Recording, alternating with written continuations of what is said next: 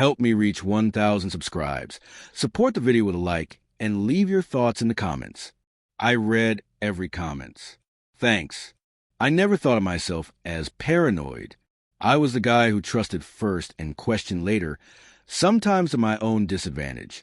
When Claire and I married, I believed that love, once promised, didn't need constant guarding. She used to tease me about it, saying I was refreshingly old-fashioned. Maybe that's why she thought I was clueless. We'd been together 11 years, married for 7. The early years were easy in the way youth always is. We laughed a lot, stayed up too late, planned futures that felt solid just because we believed in them. Claire worked in marketing, sharp and social, always surrounded by people. I ran a small logistics firm, long hours, predictable routines. Different worlds, but they fit, or at least they used to. The change didn't arrive like a storm. It crept in quietly. Late nights became normal. Her phone never left her hand. She'd smile at the screen, then tilt away when I walked by. When I asked, she said it was work. Deadlines. Clients. I wanted to believe her, so I did. It was the small things that bothered me most. She stopped asking about my day. Dinners turned silent, eaten in front of separate screens. When I reached for her in bed, she stiffened, then apologized, said she was tired. The apologies came easier than the affection ever did. I told myself every marriage goes through seasons, that this was just a cold one. The night everything shifted was a Thursday. Ordinary. I was home early, scrolling emails when her phone buzzed on the kitchen counter. She was in the shower. I wasn't snooping. I swear that to myself even now. The screen lit up with a name I didn't recognize. Daniel W. The message preview was short. I can't stop thinking about last night. I didn't open it. I didn't need to. Something heavy settled in my chest. Not panic, not rage. Recognition. Like a truth finally stepping into the light. When Claire came out, towel wrapped around her hair, I asked her who Daniel was. She didn't miss a beat. Co-worker. New account. She laughed lightly, the way people do when they think a lie is harmless. I nodded and let it drop.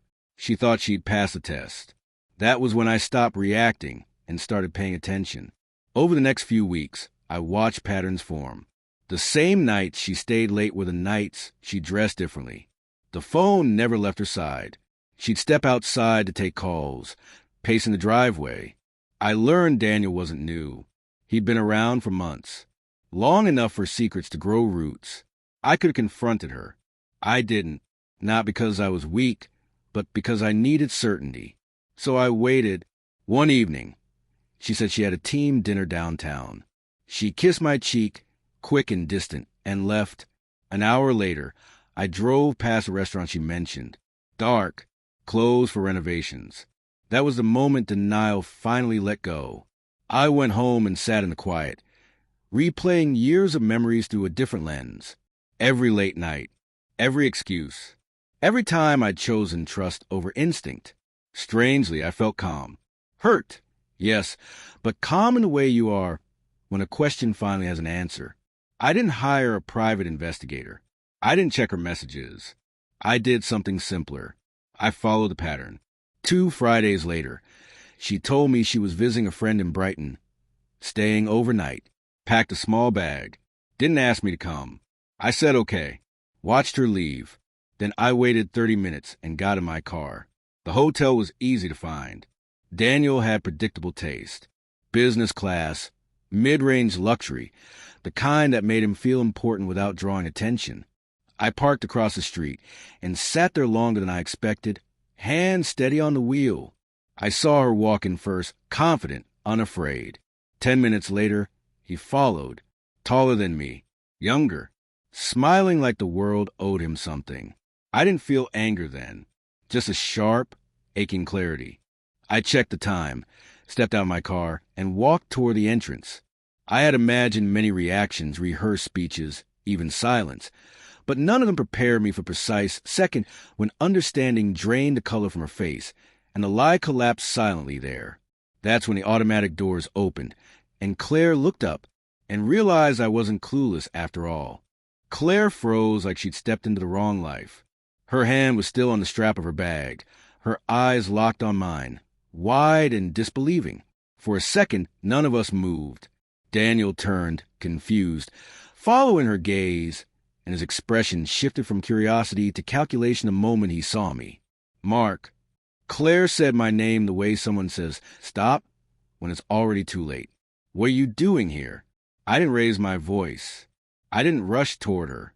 I just stood there, calm enough to surprise even myself. You forgot to mention you'd be staying here, I said. I thought I'd drop by. Daniel straightened, trying to reclaim control. Look, man, I don't know what this is, but this doesn't concern you.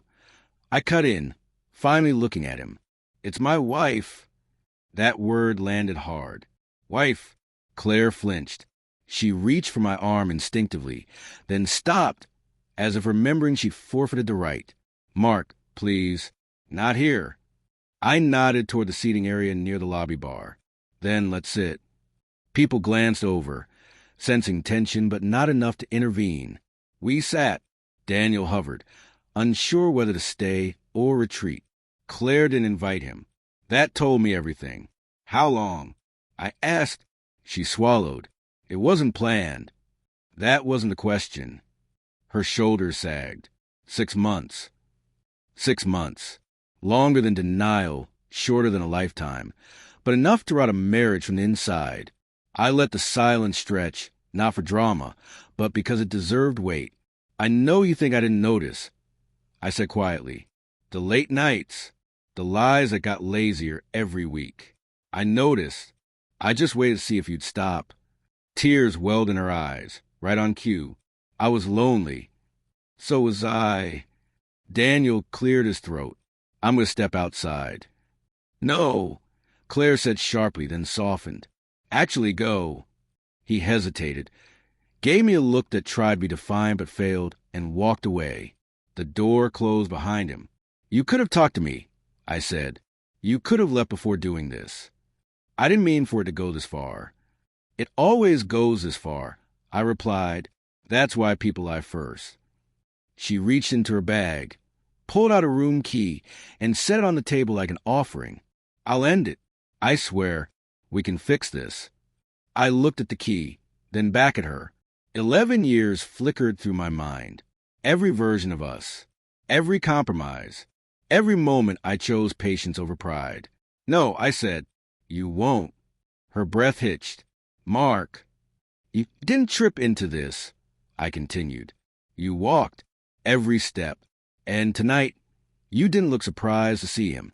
You looked comfortable. That broke something in her. She covered her face, shoulders shaking. For the first time, the tears felt real.